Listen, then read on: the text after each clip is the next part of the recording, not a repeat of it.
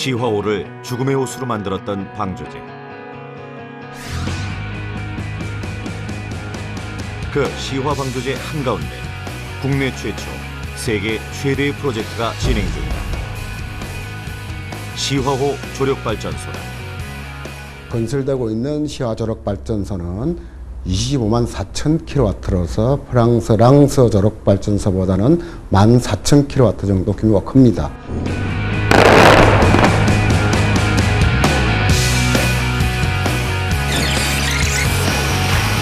시화호 조력발전소는 2004년 12월 착공일에 만 6년째를 맞으며 구조물의 99%가 완공됐다.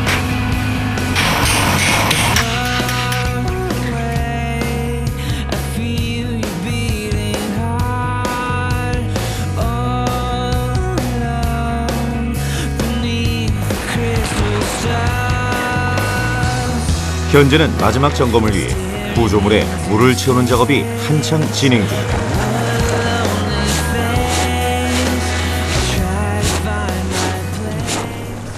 시화호 내 수질이 개선된다라는 게 자명하기 때문에 그런 측면에서는 굉장히 기대가 크고요. 그리고 이제 부수적으로 우리가 청정 에너지를 얻을 수 있고요. 해양 에너지 시대를 열어갈 시화호 조력발전소. 시화호 조력발전소의 새로운 실험이 막 시작되고 있다.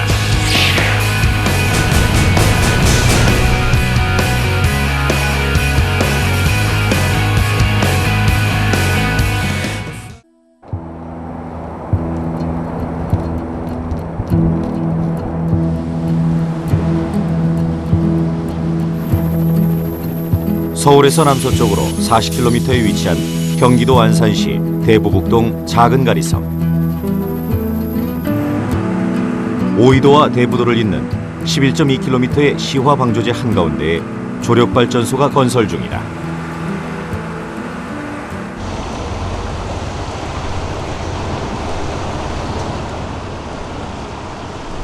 시화호 조력발전소 건설을 위해서 제일 먼저 한 일은 물막이 공사.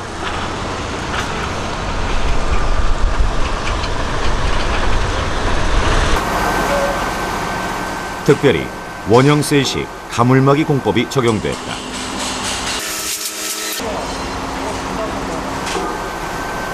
공사를 하기 위해서는 바다 가운데다 보니까 물을 빼놓고 드라이 상태에서 공사를 할 수밖에 없지 않습니까? 그러니까 그것이 필요한 것이 물막이 공사인데요. 저희들이 적용된 공법은 운행셀 공법입니다. 그 바다 측은. 운행셀은 그 시트 파일, 폭이 50cm인 파일을 128장을 이렇게 연달아 막아가지고 직경 20.4m의 한 원을 만들어가지고 29개를 연결한 그 공법이 되겠습니다. 원형셀식 가물막이 공법은 먼저 바다 한가운데 고정용 바젤을 설치해 작업대로 사용한다. 원형셀은 핀 파일이라는 기둥을 먼저 설치하고 폭이 50cm인 시트 파일 128장을 이용해 원형으로 조립해 만들어지는데,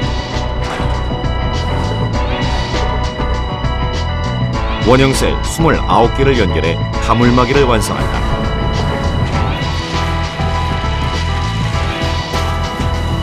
그러니까 바다에 원통형으로 구성된 물막이 울타리가 생기는 것이다.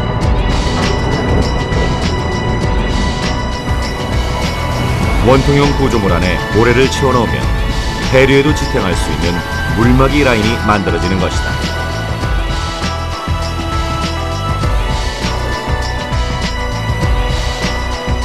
정리를 해보자면 먼저 템플럿을 지지대 삼아 핀 파일 8개를 설치한다. 그리고 템플럿을 하단과 상단에 위치하게 하고 그 바깥쪽을 빙 둘러서 128장의 시트 파일로 조립하면 원통형의 기둥이 생긴다.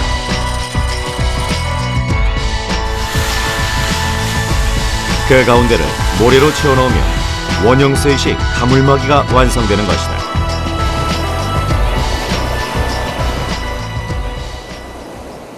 나중에 발전소를 운영하려면 그 물막이 공사를 철거해야 되는데요. 철거할 때는 그 모래를 채워놨기 때문에 샌드 펌프를 이용해 가지고 뽑아내고 그 다음에 그 시트 파일을 철거하기 때문에 파도에 의한 그 유실량이 적기 때문에 친환경적인 공법이라고 보시면 되겠습니다. 조력발전소 시공 과정을 보면 먼저 바깥 바다 쪽에 오탁 방지막과 가물막이를 설치하면서 동시에 공사 편의를 위해 호수 쪽에는 우회 도로를 임시로 건설했다. 그리고 가물막이 안쪽에 물을 퍼내 마른 상태로 만들고 기존 방주제를 제거한 뒤 터파기 공사를 했다. 이후 수차와 수문 구조물을 시공하고 발전 설비를 차례대로 조립 설치했다.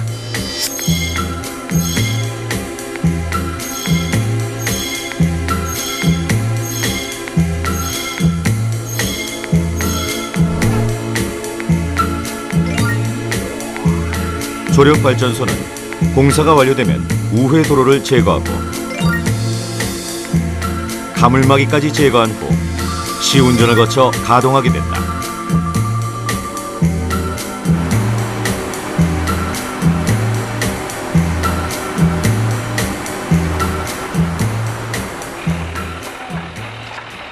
가물막이 공사로 조성된 부지는 13만 8천 제곱미터, 축구장 12개 크기다.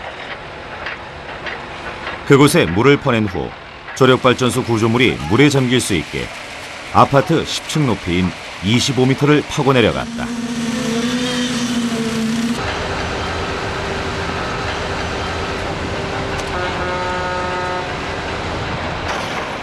그리고 콘크리트로 바닥을 고르게 하는 작업이 이어졌다. 공사 현장을 만든 것이다.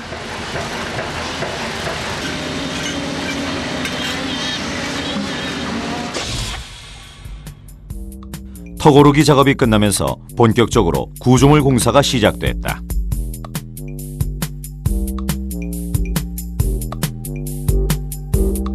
조력발전소는 크게 수차부와 수문부로 구성된다. 수문부는 물이 드나드는 통로고 수차부는 발전이 이루어지는 곳이다.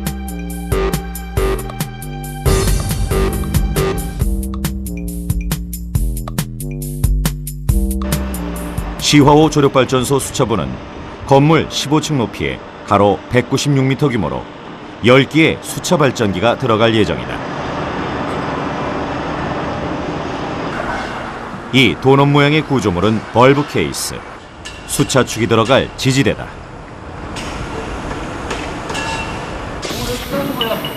수차축은 수차날개 회전력을 발전기에 전달하는 역할을 한다.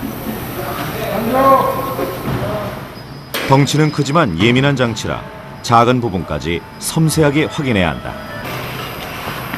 수차축은 벌브 케이스 안에 놓이게 되는데 수차축을 정렬하는 작업은 이후 설치 공정의 기본이 되는 가장 중요한 작업이다.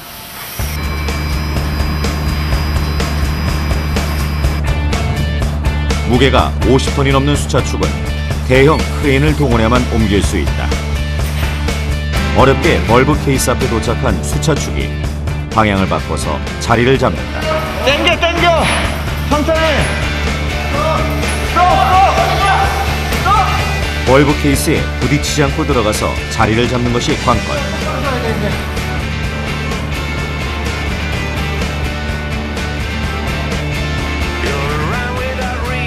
미세하게 방향을 조절하면서 겨우 제자리를 잡는 데 성공했다. 수차축이 완벽하게 자리를 잡아야 조립에 들어갈 수 있다.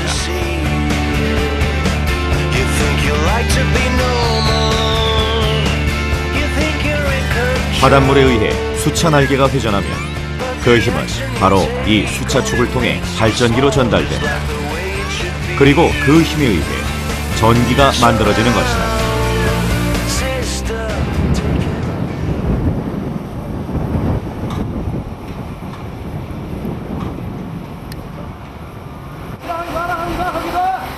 조력발전소 핵심 부품 중 하나인 유량 조절 장치.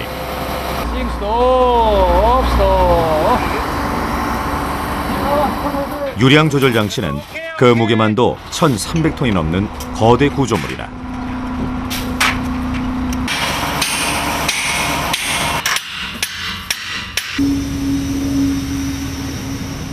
유량 조절 장치는 발전기에 유입되는 물의 양을 조절하는 장치다.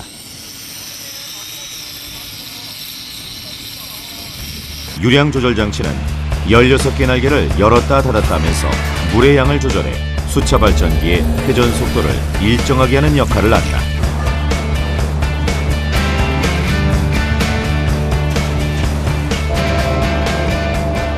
조력발전소의 최대 장치인 유량 조절 장치. 무게도 부피도 거대한 구조물이라 조립과 운반 등 모든 과정에 대형 크레인이 동원된다.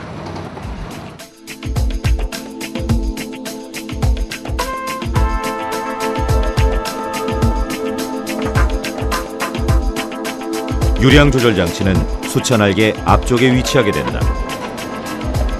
조력발전소의 다른 설비들처럼 외부에서 제작 조립된 장치를 본체에 연결해주는 방법으로 작업이 진행된다. 유량 조절 장치의 조립에 사용되는 볼트는 무려 160여 개. 유량 조절 장치는 토크 렌치를 이용해 볼트를 미리 계산된 값으로 정확하게 조립해 설치했다.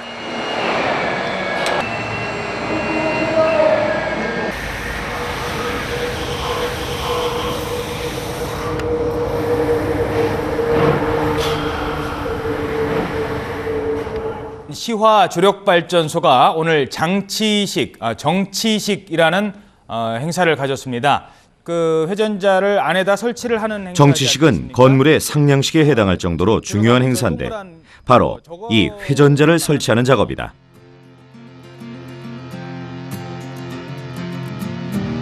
회전자는 발전기의 심장이라고 할 만큼 중요한 장치로 자력을 생성한다.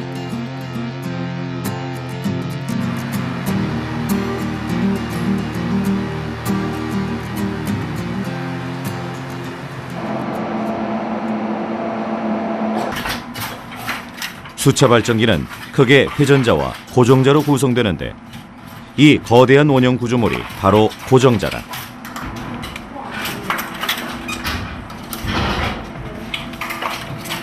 고정자의 핵심 부분은 규소 강판인 코어.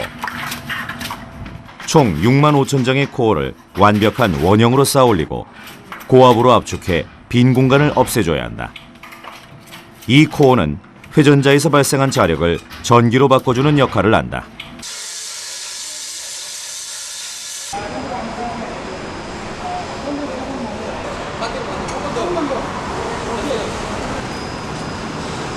회전자와 함께 수차 발전기를 구성하는 고정자.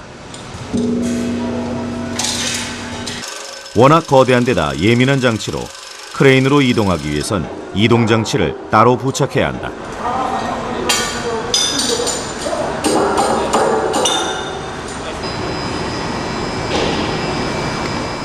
고정자의 역할은 회전자에서 생성된 자력을 전기로 만드는 것이다.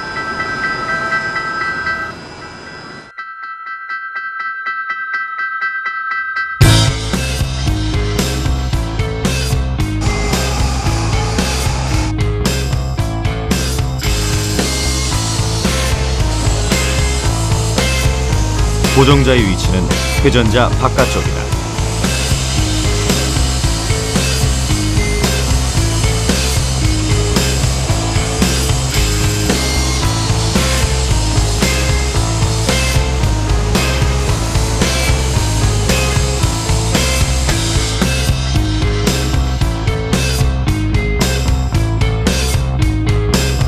바닷물이 들어오면 유량 조절 장치의 객회 장치가 그 양을 조절해서 수차 날개를 돌린다. 그 힘은 수차 축을 통해 발전기로 전해지는데 발전기의 회전자가 돌면서 자력을 생성하면 고정자로 전달돼 전기가 만들어진다. 수차 날개 위치는 유량 조절 장치 바로 뒤편.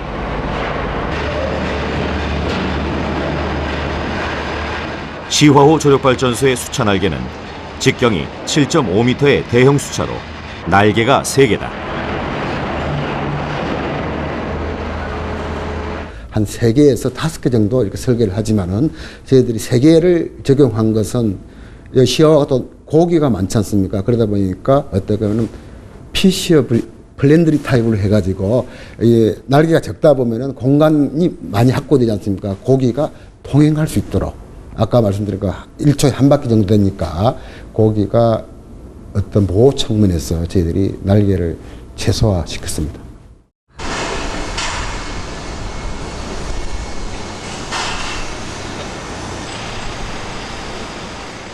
회전자와 고정자의 설치가 끝나면 벌브 노즈라는 전단 덮개를 설치하는 작업이 이어진다.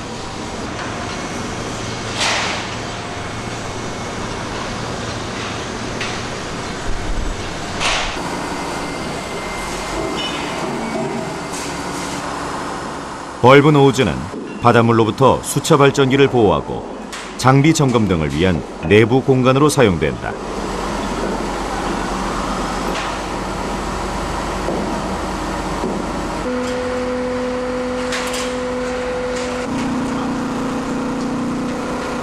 이 벌브 노즈의 설치로 조력발전소의 핵심인 수차 발전기 공사는 마무리가 된다.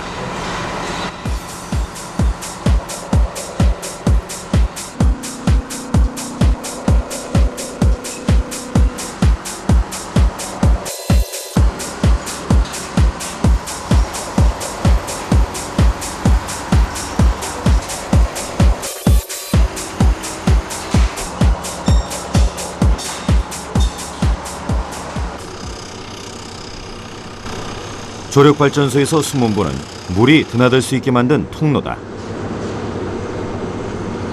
시화호 조력발전소의 수문은 모두 8개로 구성되는데 한 개당 폭 15.3m, 높이 12m, 중량 194톤 규모다.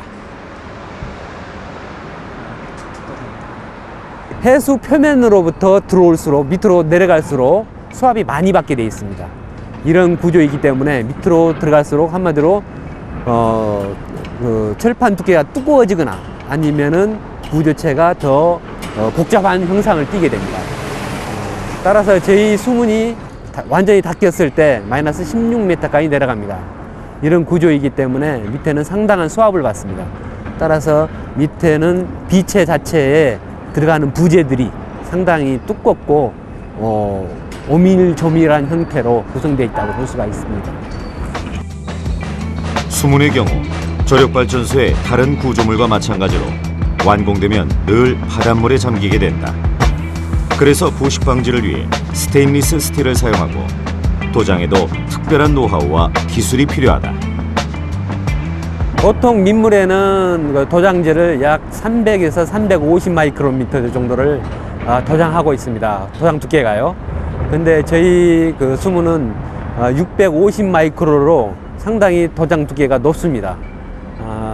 왜냐하면은 이제 그 해양 생물, 특히 어패류, 조개류 이런 것들이 붙어가지고 도장재를 뚫고 그 수문 모재에 붙어서 부식을 일으킬 가능성이 큽니다. 해양 구조이기 때문에요. 이런 것 때문에 상당히 도장 두께가 두껍습니다. 또한 도장재가 조금 틀린데요. 도장재가 신나가 들어가 있지 않는 무신나 타입입니다. 상당히 친환경 경직이라고 말씀드릴 수가 있습니다.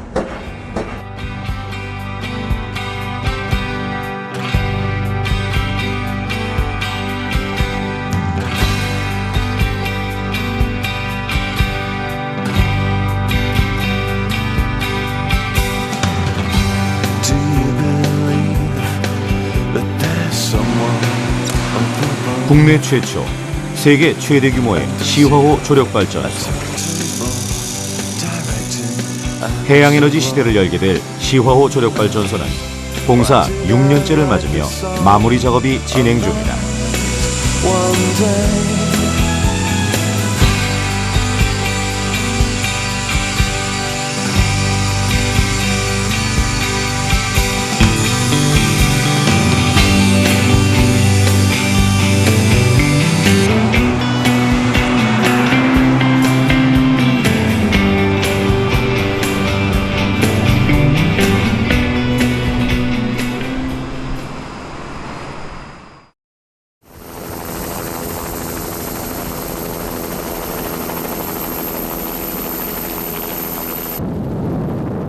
시화호에 조력발전소가 지어지기까지는 특별한 역사가 있었다.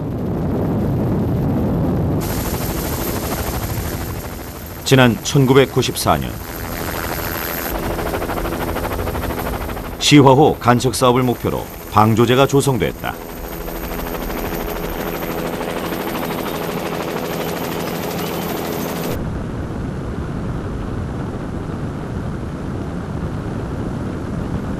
그러나 주변 공단에서 오염물질이 유입되면서 시화호에는 예상치 못했던 문제들이 발생하기 시작했다.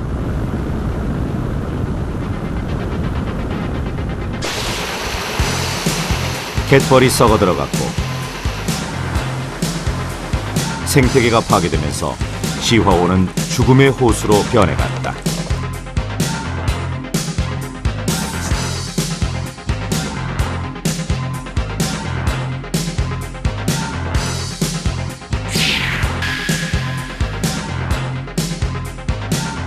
피크가 나타났던 게 1996년 방조제가 건설되고 약 2년 만에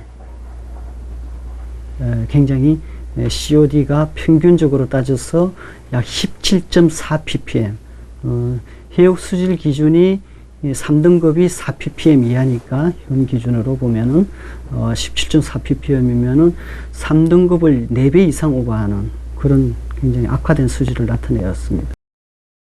뭐 산소가 없으면 그런 대형 이 생물체들이 뭐 이른바 우리는 저서 생물이라고 하는데 그런 저서 생물들이 살아나갈 수가 없습니다. 그러니까 실제로 그 시화호에서도 94년서부터 그 97년 즉 방조제가 완공이 돼가지고 수문을 열지 않았을 기간 동안에는 뭐 거의 한 뭐 5월 달에서 한 10월 달에 이르기까지 수심 6m 이상 되는 그런 지역에서는 생물체가 존재하지 않는 즉 무생물 구역으로 변했던 거죠.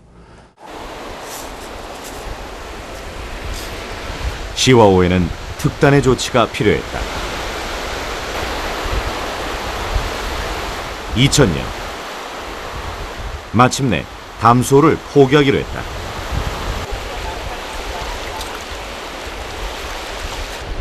방조제를 만들 때 홍수를 대비해 설치해 놓은 배수관문을 하루 2번 밀물과 썰물대 열어서 바닷물과 시화호의 물을 교환하기 시작했다.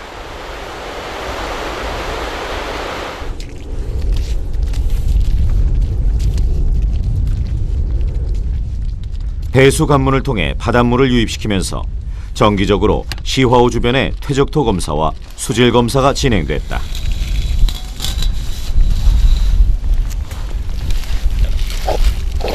퇴적토 검사는 코어라는 도구를 이용해서 퇴적토를 채취하고 갯벌 퇴적물 속에 여러 가지 유기물 함량과 중금속 여부를 분석하는 작업이다.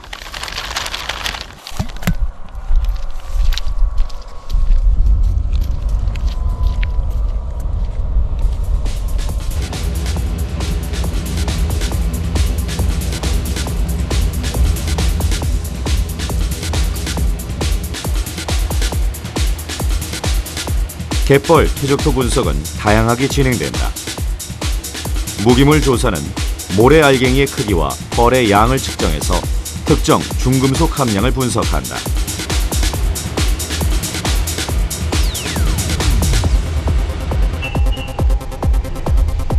생물이 다양하게 서식한다는 것은 그 지역의 건강성을 알려주는 지표다. 그래서 퇴적토 속 유기물 검사를 하고 생물상 조사를 위해 그랩이라는 도구를 써 펄을 떠서 체질을 하고 생물의 종류나 개체를 살피기도 한다. 특히 그 여름철에 나타나는 저층수의 무산소 내지는 빈산소 현상, 즉 산소가 굉장히 그 결핍된 그런 특징을 나타내고 있고 따라서 뭐 그러한 환경 속에서 굉장히 그 제한된 그런 생물상이 이제 현재로서는 존재할 수밖에 없다 이렇게 이야기할 수가 있고 말씀드렸듯이 이제 이 시화 조력 발전소가 이제 완공이 되고 운영이 되기 시작하면 현재보다 그 바깥쪽 그 해수와의 교환이 훨씬 더 높아지기 때문에 지금 현재보다는 훨씬 더 좋은 상태를 유지할 수 있다라고는 거의 이야기할 수가 있죠.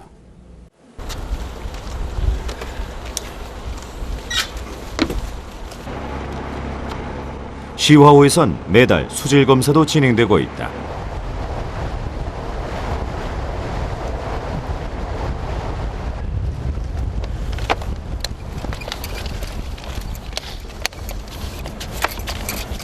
현장에서는 다항목 측정기를 이용해서 수심이나 pH, 수온, 바다의 염분 등을 그 자리에서 측정하고 있다.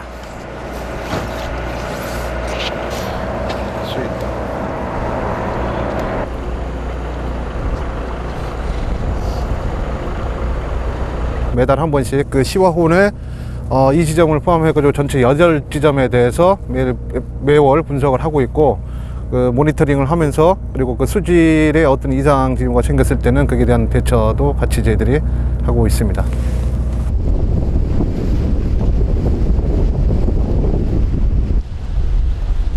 좀 더 정확한 분석은 실험실에서 가능하다.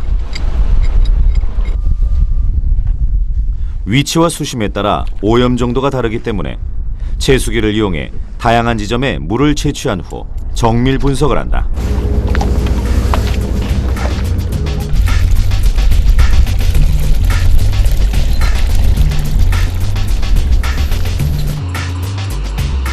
실험실 검사는 화학적 산소 요구량 COD와 질소와 인해 함량 등 시화호에 꼭 필요한 총 22개 항목에 걸쳐서 실시됐다. 과거 시화호의 수질이 가장 오염되었던 시기는 1997년도입니다. 그때 당시 화학적 산소 요구량은 17.4 ppm 정도의 농도를 보였습니다. 수년이 지난 지금은 3.4 ppm으로 거의 4배 가까이 감소가 되어 있는 상태입니다.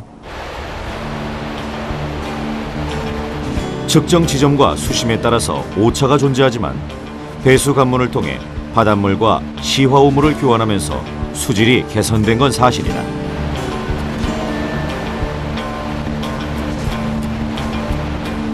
시화호 조력발전소는 바로 이런 맥락에서 탄생하게 됐다.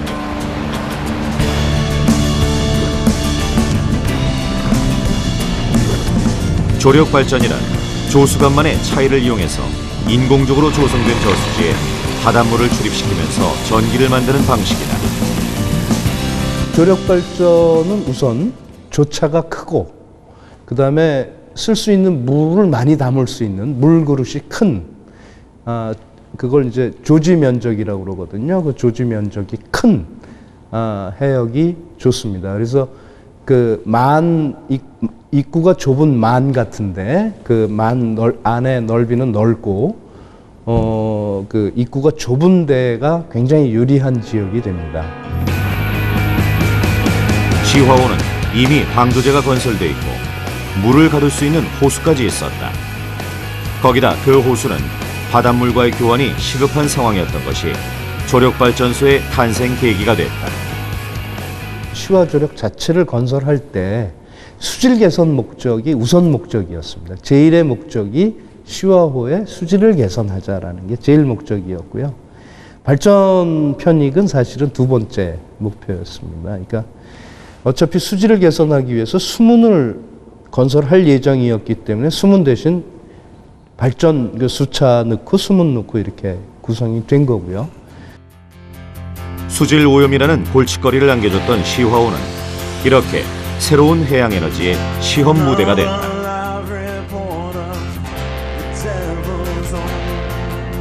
조력발전소의 핵심은 조수관만의 차이다.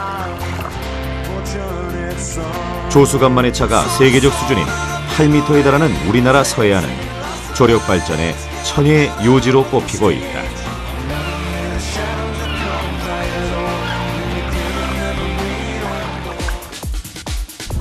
조력발전소의 바이블로 꼽히는 프랑스 랑스의 경우 물이 들고 날 때 2차례 발전을 하는 공유식이다. 반면에 밀물 혹은 썰물 때만 발전을 하는 경우를 단류식이라고 한다.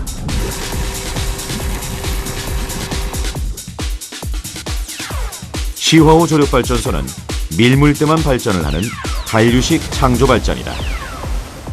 바닷물이 평균 해면에서 마이너스 1m보다 위로 올라오면 하수가 역류되는 현상이 나타납니다. 그래서 마이너스 1m를 유지해 줘야 돼요. 그러니까 마이너스 1m까지 물을 넣었다가 썰물 때 발전하면 낙차가 굉장히 작아집니다. 그래서 물을 완전히 뺐다가 밀물 때 큰 낙차를 이용해서 그 조지를, 그러니까 물그릇을 채우면서 발전하는 방식으로 접근을 하다가 물그릇이 마이너스 1m에 채워지면 발전을 멈추게 되는 거죠. 그러니까 그 조지 관리를 그렇게 할 수밖에 없어서 현재 그런 방식을 채택했습니다. 시화호 조력발전소의 경우 밀물대 수위가 높아진 바깥바다에서 물이 초당 482톤이 들어와서 수차를 1분당 64회 정도 돌려 전기를 생성한다.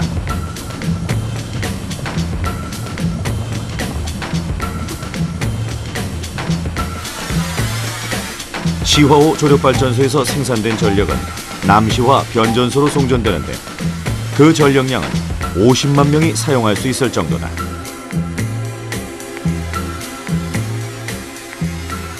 조력발전소의 장점은 수력발전소, 육지에 있는 댐 발전소의 경우는 그의 강우량에 따라서 상당히 그 발전량이 좌우화됩니다. 그렇지만은 조력발전소는 지구, 태양, 달이 있는 한 조석간만처럼 일정하게 발생되기 때문에 그 자연적인 조건에 제약을 받지 않고 예정된 발전 시간에 예정된 발전량을 할 수 있다는 것이 큰 장점이 되겠습니다.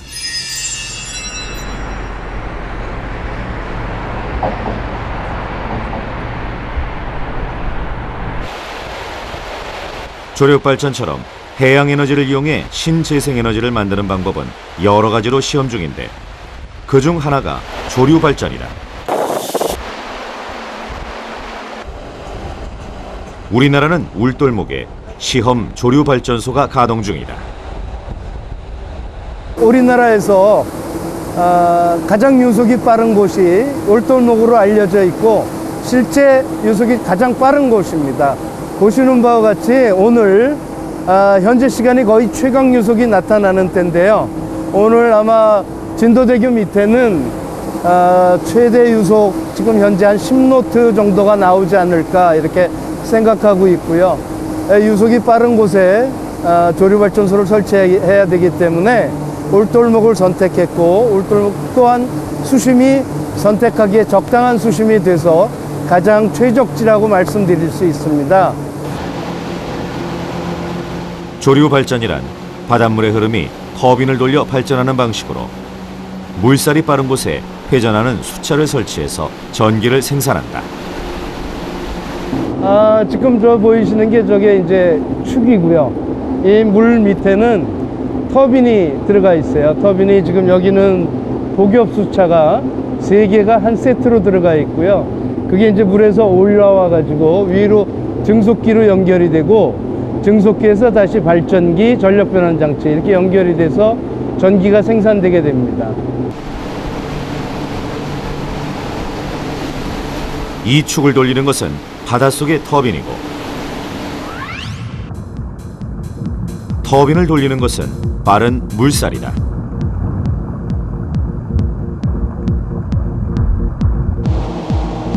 바닷물의 빠른 흐름이 축을 통해 증속기로 전해지고 증속기는 발전기와 연결돼 전기를 생산하는데 이 전기는 다시 전력 변환 장치를 통해 고품질의 전기로 변환된다.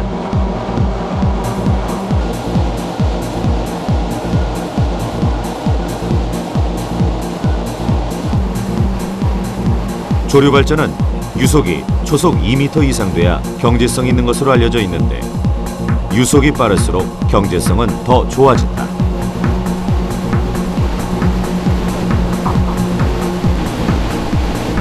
울돌목은 최대 순간 유속이 초속 6.5m, 최대 수심 평균 유속이 초속 5.5m로 조류 발전을 하기에 양호한 조건이다.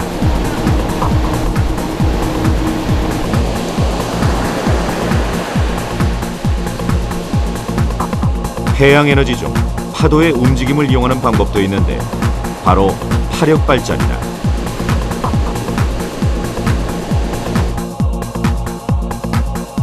파도의 움직임은 에너지를 갖는데 화력 발전은 파도의 운동 에너지와 위치 에너지를 전기 에너지로 바꾸는 공학적 기술이다.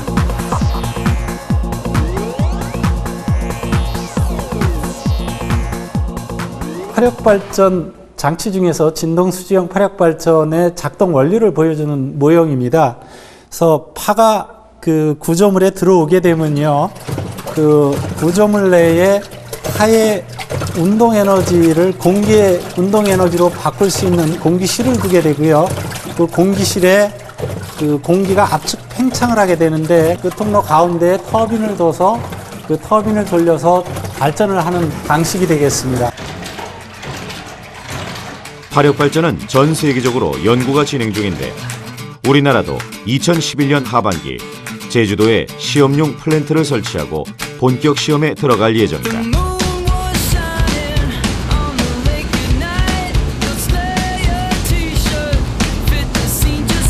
조수간만이나 해수의 흐름, 파도의 움직임 등을 에너지원으로 개발하는 해양 에너지는 청정 에너지로 각국에서 개발이 한창 진행 중이다.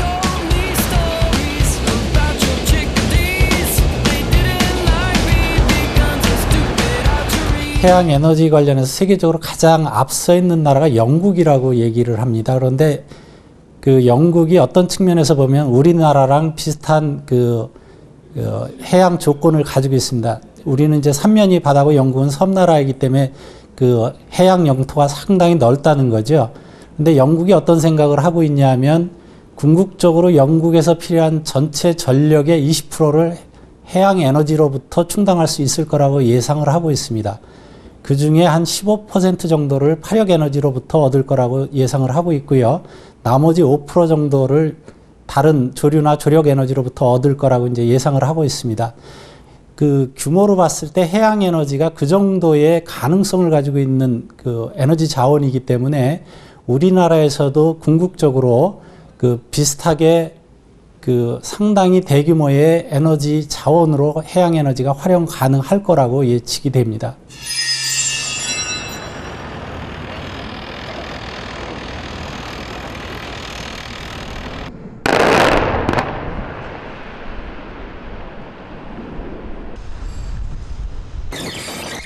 조력 발전은 해양 구조물 설계와 시공 기술, 그리고 발전 시스템 기술과 에너지 변환 기술이 포함된 거대 하이테크 프로젝트다.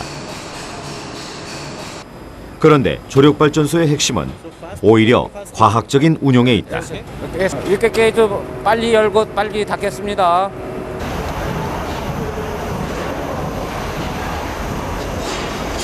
특히 발전의 원동력인 물을 컨트롤하는 기술이 중요한데 바로 이 유량 조절 장치가 핵심이다.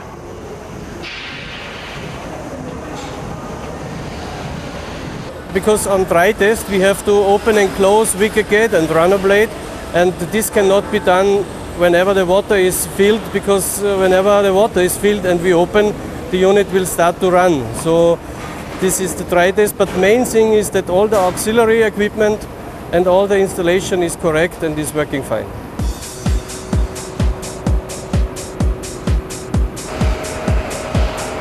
시화호 조력발전소의 유량 조절 장치는 0도에서 86도까지 물이 들어오는 각도를 조절할 수 있다.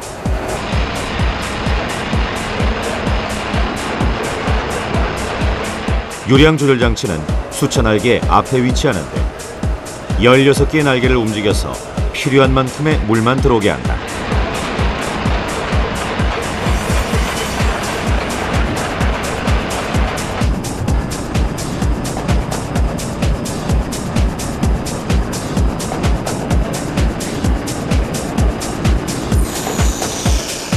유량 조절 장치는 수차 발전기의 회전 속도를 일정하게 해서 발전되는 전기의 품질을 좋게 하는 역할을 한다. 끝났습니다. 크로스해주세요. 다시 말해서 얼마만큼의 물을 어느 정도의 세기로 들어오게 할 것인지 계산하는 것은 조력 발전에서 가장 중요한 기술 중 하나다. 그 낙차에 따라서 들어오는 유량을 조절하기 위해서 각도를 굉장히 미세하게 조정을 해요. 그 수문을 열어주는 것 하고 요 수차 날개 각도를 조절하는 거를 절묘하게 조절하면서 최고의 효율을 적은 물을 쓰면서 최고의 효율을 내도록.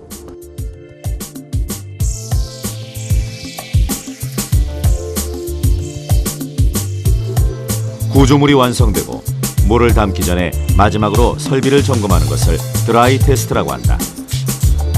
밀물 때 시화호에 들어왔던 물을 바다로 내보낼 때 열어주는 이 수문이 제대로 열리고 닫히는지 알아보는 테스트는 아주 중요하다.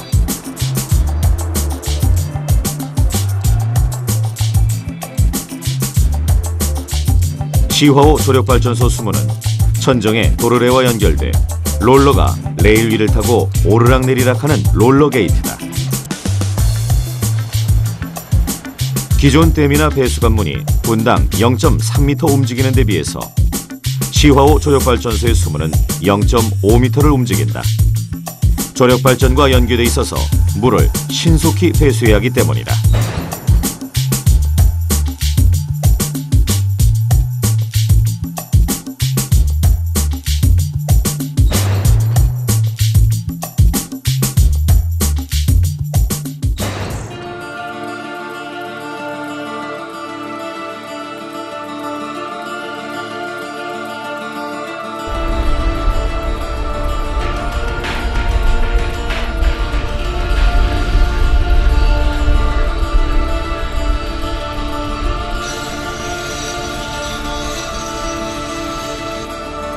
시화호 조력발전소 건설 공사를 시작한 지 만 6년째.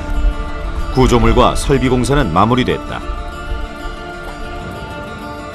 이제 이곳은 모두 바다에 잠기게 되고 아마 다시는 못 보게 될 것이다. 드라이 테스트가 완료되면서 바로 가물막이 내부에 물을 채우는 작업이 시작된다. 총 충수량은 약 140만 톤. 그런데 이 물은 한꺼번에 집어넣는 것이 아니라 60일 동안 3단계로 나눠서 진행된다. 향후에 이 내부가 물로 다 채워지게 되면은 어떤 보수나 점검이 불가능합니다. 그래서 그런 부분들 때문에 그 단계별로 충수를 하면서 시설물들을 계속 점검하고 관찰하면서 필요한 조치를 취하기 위해서 단계별 충수 방식을 택하게 되었습니다. 단계별로 충수 작업이 진행되면서 구조물 점검도 동시에 이루어진다. 자, 이런 부분입니다. 보시다시피 저희가 충수를 진행하면서 기본적인 보수는 다 진행을 했지만 충수가 되면서 수압이 올라가게 되면 이렇게 물이 추가적으로 배어나오거나 하는 부분들이 있습니다. 그런 부분들을 찾아서 발견하고 그 추가적으로 충수를 하기 전에 조치를 취해서 더 이상의 누수가 되지 않도록 막는 일들을 하게 됩니다. 특히 조력발전의 핵심인 수차발전기 쪽의 누수 여부는 더 엄격하게 점검한다. 양호하게 다 돼가 있네요. 지금 현재 상태에서는. 예, 물을 지금보다 더 채워도 아무런 문제가 없을 것 같습니다. 지금 상태에서. 자, 이동하시죠. 예.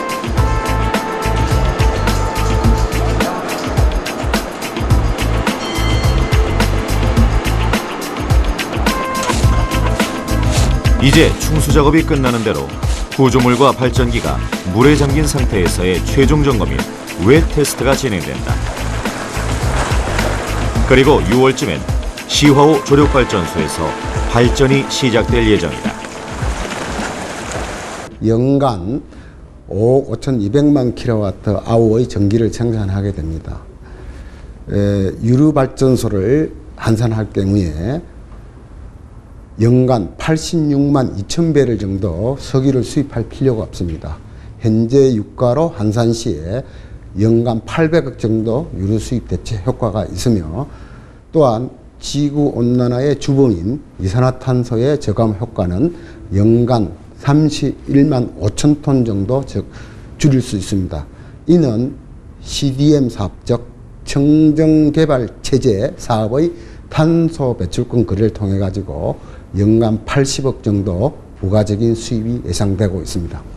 시화호 내, 호수 내는 좋아질 거예요. 지금보다 훨씬 수질도 좋아지고 생태계도 훨씬 생물 다양성도 좋아지고 좋아질 거예요. 근데 환경 하시는 분들이 시화에 대해서 또 우려하는 거는, 그러니까 시화에 지금 그 오염된 물이 밖으로 나가니까 그 바깥쪽에 영향을 좀 미칠 거다라는 그런 쪽에서 우려를 하고 있죠.